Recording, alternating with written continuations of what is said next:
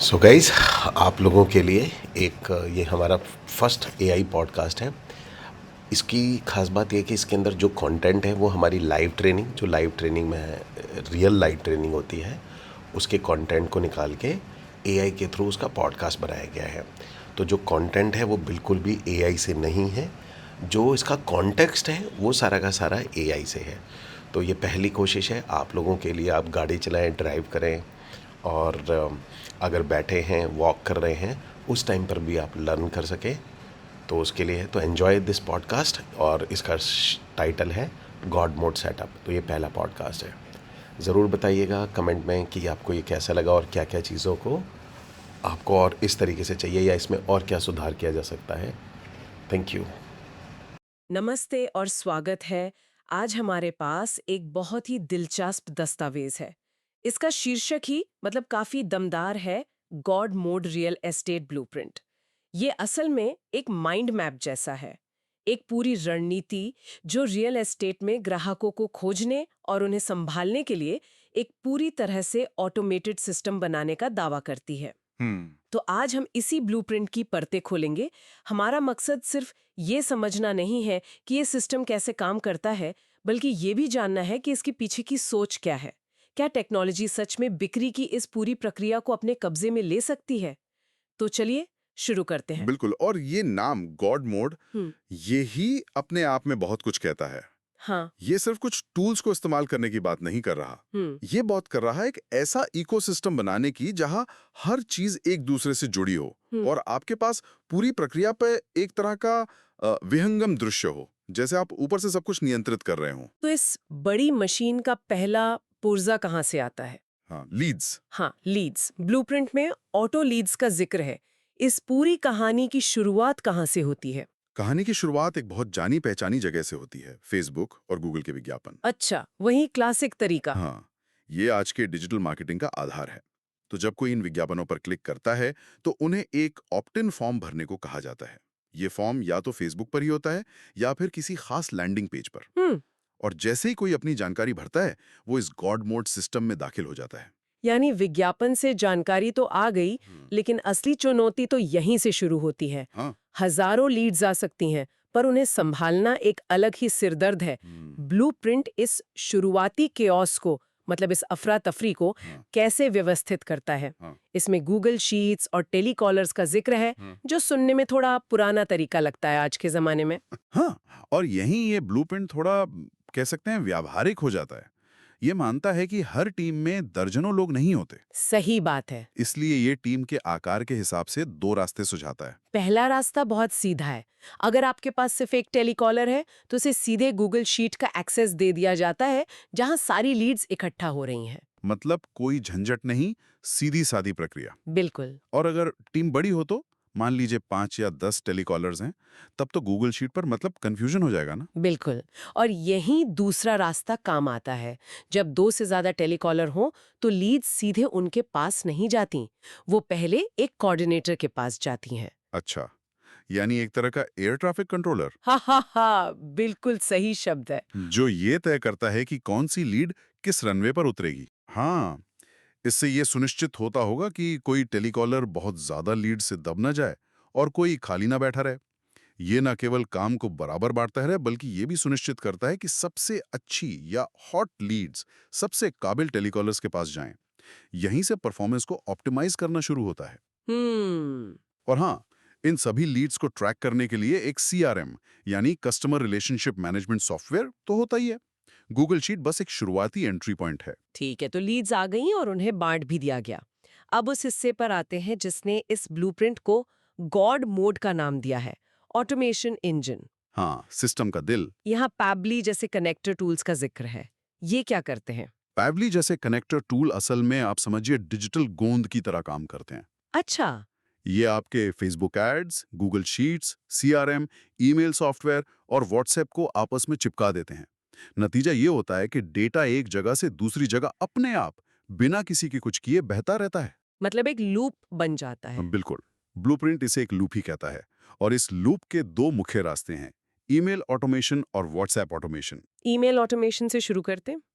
जैसे ही किसी ने फॉर्म भरा, सिस्टम क्या करता है? सिस्टम तुरंत हरकत में आ जाता है। मतलब सेकंड के अंदर उस व्यक्ति को एक वेलकम ईमेल चला जाता है। ठीक है। लेकिन ये तो बस शुरुआत है। इसके बाद 30 दिनों तक चलने वाली एक ऑटोमेटेड ईमेल सीरीज शुरू हो जाती है। और ब्लूप्रिंट में सुझाव है कि इस सीरीज में कम से कम 20 ईमेल होने चाहिए।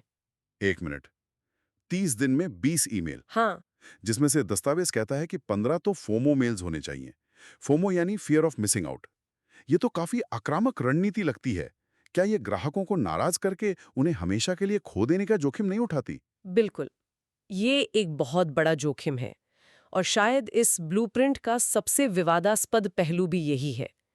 इसकी सोच ये है कि ये रणनीति एक फिल्टर की तरह काम करती है। फिल्टर कैसे?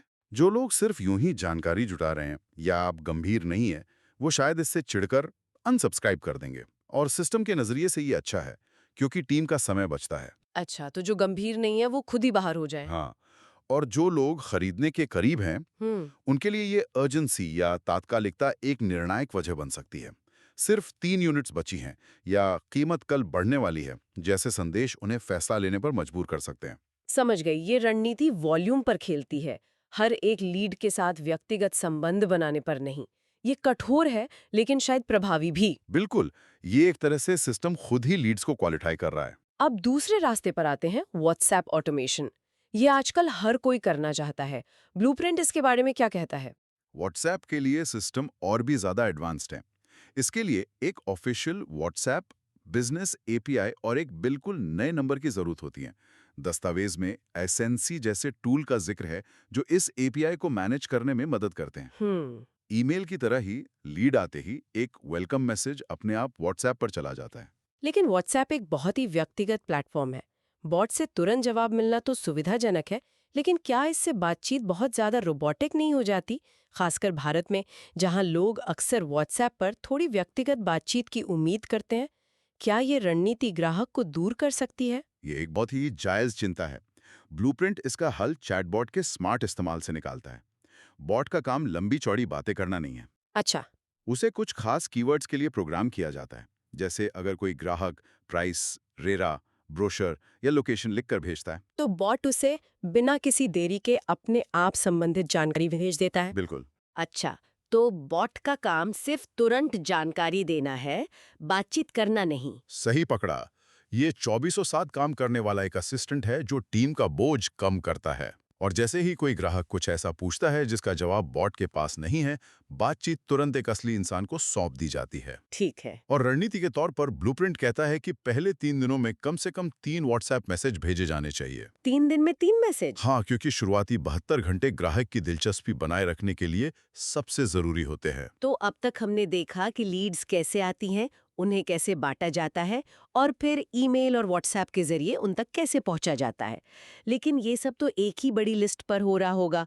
ब्लूप्रिंट में 4 अलग-अलग ग्रुप बनाने पर भी बहुत जोर दिया गया है। इसका क्या मतलब है? ये सिस्टम की आत्मा है। अगर ऑटोमेशन इसका दिल है, तो ये वर्गीकरण या सेगमेंटेशन इसका दिमाग है। अच्छा। ये सिर्फ एक लिस्ट नहीं है, बल्कि यह एक व्यवस्थित सेल्स फनल है। आप हर किसी से एक ही भाषा में बात नहीं कर सकते हैं।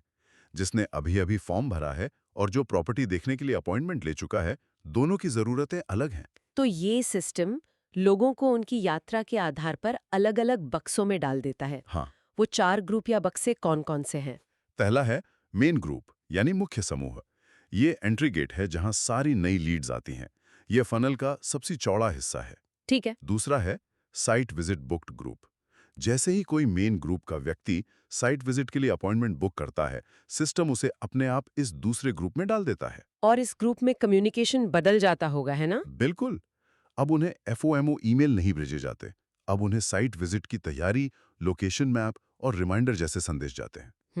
कैलेंडली जैसे टूल का इस्तेमाल होता है, जिससे बुकिंग भी ऑटोमेट हो जाती है।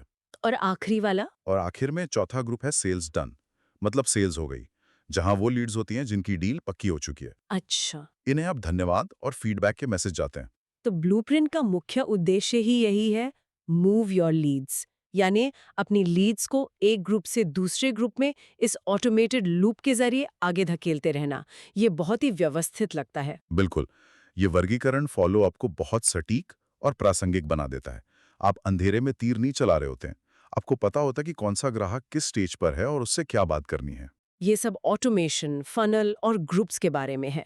लेकिन इस पूरी मशीनरी में ग्राहक का अनुभव कैसा होता है? क्या सिस्टम में ग्राहक के नजरिए से भी कुछ सोचा गया है? हाँ, कुछ महत्वपूर्ण जगहों पर ग्राहक के अनुभव को बेहतर बनाने पर ध्यान दिया गया है। जैसे जब कोई ग्राहक लीड फॉर्म भरता है तो उसे सिर्फ एक मैसेज नहीं मिलता, बल्कि उसे तुरंत एक थैंक यू पेज पर भेजा जाता है। हम्म। ये पेज न सिर्फ धन्यवाद कहता है, बल्कि आगे क्या उम्मीद करनी है ये भी बताता है। ये एक छोटा सा कदम है, लेकिन ये भरोसे की शुरुआत करता है। और इस थैंक यू पेज पर ही कम्युनिटी बिल्डिंग का जिक्र है। ब्लूप्रिंट कहता है कि यहीं से लोगों को फेसबुक ग्रुप या व्हाट्सएप चैनल से जुड़ने के लिए प्रोत्साहित करें। लेकिन क्या लोग सच में एक रियल एस्टेट डेवलपर के व्हाट्सएप ग्रुप से जुड़ना चाहते हैं? ये थोड़ा अजीब नहीं लगता? सामान्य तौर पर लगता है, लेकिन रियल एस्टेट जैसी बड़ी और महंगी खरीद के लिए ये काम कर सकता है। जब लोग घर खरीदने जैसा बड़ा फैसला ले रहे होते हैं, तो वो ज्यादा से ज्यादा जानकारी और सामाजिक प्रमाण यानी सोशल प्रूफ चाहते हैं। हाँ, वो देखना चाहते हैं कि दूसरे लोग क्या कह रहे हैं, प्रोजेक्ट में क्या चल रहा है। बिल्कुल, ये कम्युनिटी उन्हें वही देती है।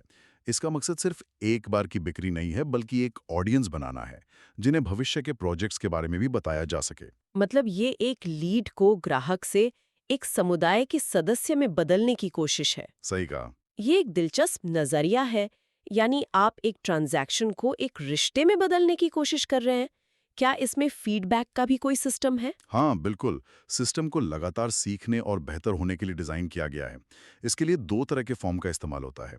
एक साइट विजिट फॉर्म और दूसरा सामान्य फीडबैक फॉर्म। और इस डेटा से पता चलता होगा कि प्रक्रिया में कहाँ कमी है। हाँ, और ग्राहक का अनुभव कैसा रहा। ये डेटा इस पूरी मशीन को और स्मार्ट बनाने में मदद करता है। तो इस सब का कुल मतलब क्या है? अगर हम इस पूरे गॉड मोड ब्लूप्रिंट को समेटना चाहें, तो इसके पीछे का केंद्रीय विचार क्या है? इसका सार ये है कि ये सिर्फ लीड्स पाने के बारे में नहीं है, हम्म। बल्कि ये एक ऐसा इकोसिस्टम बनाने के बारे में है जिसमें कोई रिसाव ना हो। हर tool, CRM, email, WhatsApp, Google Sheets, Calendly सब एक दूसरे से जुड़े हुए हैं। ताकि एक भी लीड कहीं खो ना जाए। हाँ, ताकि एक संभावित ग्राहक को शुरुआती दिलचस्पी से लेकर अंतिम बिक्री तक बिना किसी रुकावट के पहुंचाया जा सके, किसी से फॉलोअप करना छूट न जाए। तो ये सिस्टम दो चीजों पर सबसे ज्यादा जोर देता है, वर्गीकरण और लगातार फॉलोअप। हाँ, ये सिस्टम मुख्य रूप से इन्हीं दो स्तंभों पर खड़ा है। पहला, लीड्स को उन 4 ग्रुप्स में बांटना ताकि हमें पता हो कि कौन सा ग्राहक किस स्टेज पर है। और दूसरा, लगातार और प्रासंगिक फॉलोअप, जिसमें वो 30 दिन की ईमेल सीरीज और शुरुआती व्हाट्सएप मैसेज शामिल हैं। शायद गॉड मोड नाम इसी विचार से आया है कि इस सिस्टम के जरिए पूरी लीड यात्रा पर आपका इतना बारीक नियंत्रण और नजर होती है, जैसे आप ऊपर से सब कुछ देख और नियंत्रित कर रहे हों। तो ये थी God mode real estate blueprint की एक गहरी पड़ताल। एक ऐसा सिस्टम जो टेक्नोलॉजी और रणनीति का इस्तेमाल करके बिक्री प्रक्रिया को एक तरह से स्वचालित करने का वादा करता है। ये दिखाता है कि कैसे अलग-अलग डिजिटल टूल्स को एक साथ लाकर एक शक्तिशाली मशीन बनाई जा सकती है। बिल्कुल। ये ब्लूप्रिंट कैसे करना है इस पर बहुत विस्तृत है। कौन से टूल्स हैं, क्या प्रक्रिया है। लेकिन ये हमारे लिए सोचने के लिए एक बड़ा सवाल भी छोड़ जाता है, जो इस तरह के हर ऑटोमेटेड सिस्टम के साथ आता है। क्या? जब इतना कुछ ऑटोमेटेड हो, हर ईमेल, हर मैसेज एक स्क्रिप्ट का हिस्सा हो, तो उस मानवीय स्पर्श और व्यक्तिगत संबंध को कैसे बनाए रखा जाए, जो रियल एस्टेट जैसी महंगी और भावनात्मक चीज को बेचने के लिए अक्सर जरूरी होता है। ये एक बहुत ही महत्वपूर्ण सवाल है, क्योंकि आखिर में तो आप एक इंसान को ही बेच रहे हैं, किसी डेटा पॉइंट को नहीं। सही बात। तो सवाल ये उठता है कि क्या ये ऑटोमेटेड सिस्टम मानवीय रिश्ते की जगह ले सकता है, या ये सिर्फ सेल्स टीम को फालतू कामों से आज़ाद करता है ताकि वे उन ग्राहकों पर अपना पूरा ध्यान केंद्रित कर सकें जो वाकई गंभीर हैं, और बाकी काम मशीन पर छोड़ दें। हाँ। इस पर विचार किया जा सकता है कि इस डिजिटल युग में टेक्नोलॉजी और इंसानियत के बीच सही संतुलन आखिर है कहाँ।